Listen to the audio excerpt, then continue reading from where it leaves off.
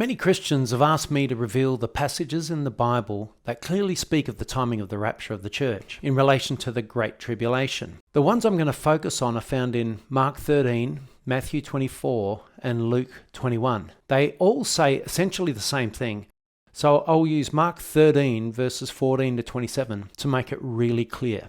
Those will be days of distress, unequaled from the beginning when God created the world until now, and never to be equaled again.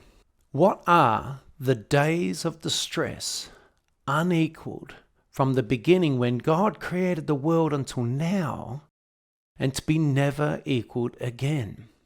Jesus is speaking about the worst days in the earth's history, what the Bible calls the Great Tribulation, the worst days in the history of the earth.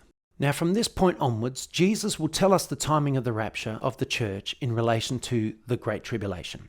In verse 24, Jesus says, "But in those days, following that distress," understand these words, in those days, what days? Days of distress, unequaled from the beginning when God created the world until now, and never to be equaled again, the days of Great Tribulation.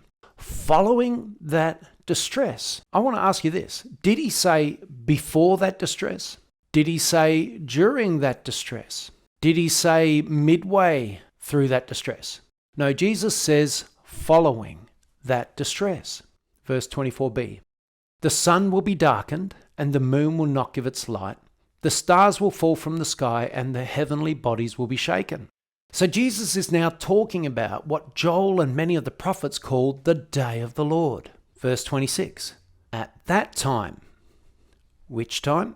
After the days of distress, the Great Tribulation, as it says in verse 24, "people will see the Son of Man," Jesus, "coming in clouds with great power and glory."